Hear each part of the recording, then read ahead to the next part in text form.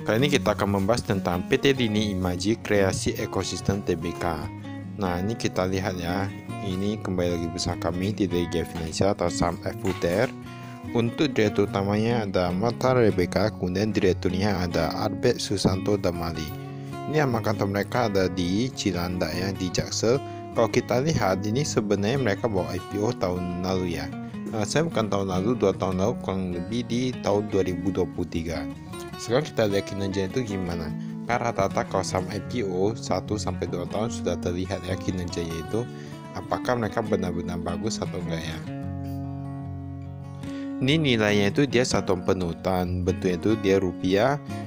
Jadi dikali saja dan 1 rupiah, kas dan setara kas kita lihat 10 miliaran sekarang menjadi 33 miliaran. Dia meningkat, tetapi kalau kita lihat di sini untuk persediaannya itu dia hanya meningkat 730 jutaan ya. Persedia meningkat 730 jutaan, sedangkan piutang usaha dia semua rata-rata menurun. Untuk total asetnya dia berkembang cukup pesat, di mana dari 189 miliaran sekarang menjadi 231 miliaran. Tapi kita lihat dulu, ini sebenarnya dia berkembang bagus atau enggak, atau karena hutangnya yang bertambah atau karena ekuitas. Untuk hutangnya ini liabilitas sama dengan hutangnya.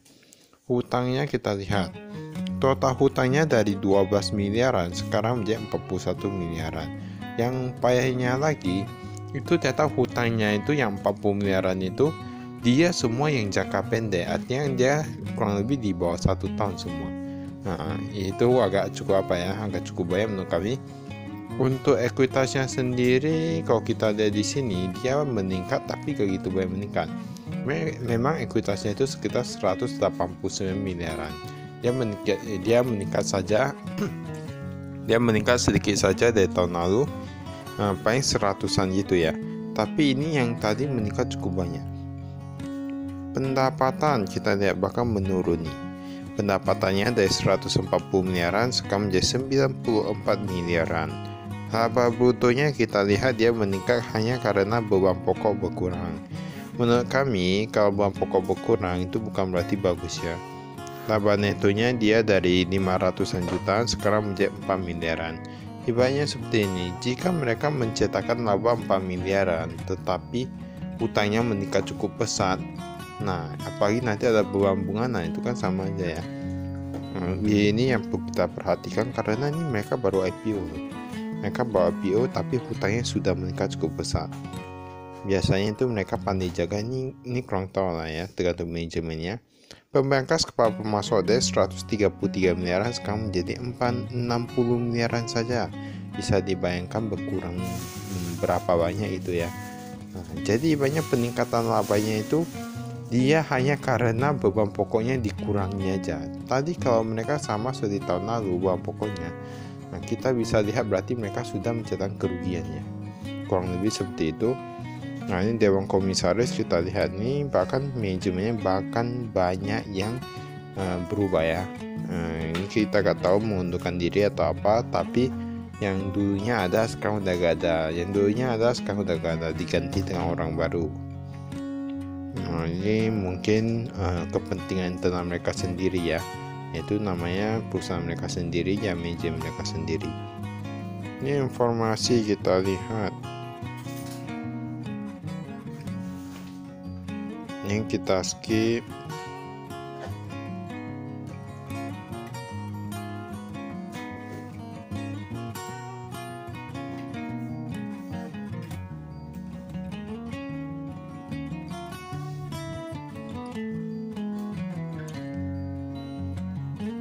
Nah ini kasnya kita lihat di sini ya. Kasnya dari 4 jutaan sekarang menjadi 10 jutaan. Nah ini kasnya gak gitu banyak, tapi yang kas di banknya gak cukup banyak, dimana yang di Bank Victoria Internasional kemarin gak ada, sekarang ada 30 miliaran. Nah kemudian yang lainnya itu dia gak gitu banyak ya. Dia memang ada peningkatan tapi gak gitu banyak. Ibaratnya kasnya 30 miliaran tapi hutangnya tadi sudah cukup banyak ya. Hutangnya tadi sudah cukup banyak, jadi mau gimana itu bayarnya. Kas dan setara kas kita lihat di sini. Ini piutang usahanya kita lihat. Nah, piutang usaha ini ada yang dia meningkat, ada yang menurun.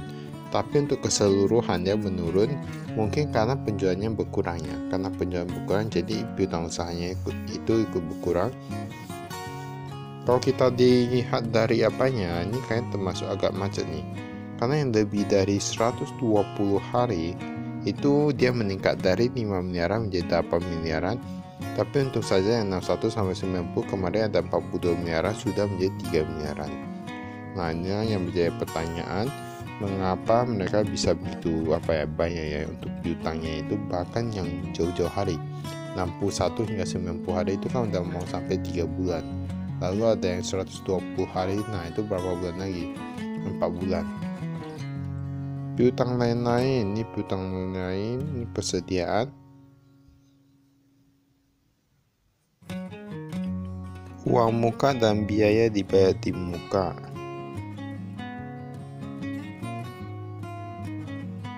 Ini pinjaman jangka pendek bisa lihat di sini ya. Ini ada kepada PT Duha Madani Syariah dan PT Bank Ina Persada. Ini sebenarnya banyak sih hutang mereka. Karena setahu kami rata-rata perusahaan IPO, kalau mereka bawa IPO kan dapat modal segar. Modal segar itu sudah langsung dibayarkan hutang. Jadi hutangnya udah gak gitu banyak. Tapi ini dia meningkat terus hutangnya. Ya, yang harus diperhatikan, karena meningkat hutang itu bukan berarti bagus atau apa.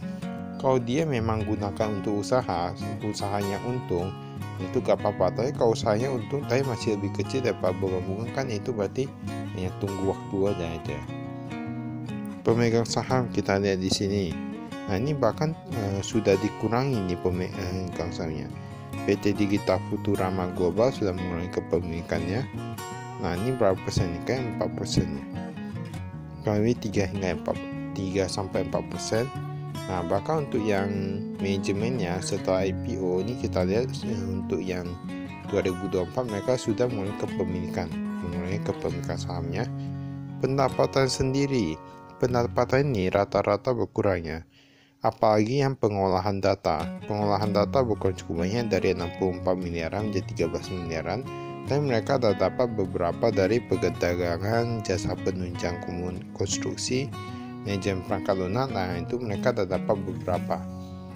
Jadi bisa jadi tambahan gitu ya. Ini yang kemarin tahun lalu gak ada, sekarang udah ada.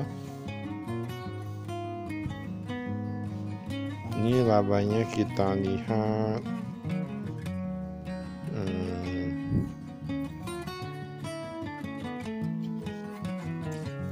Kita lihat di sini.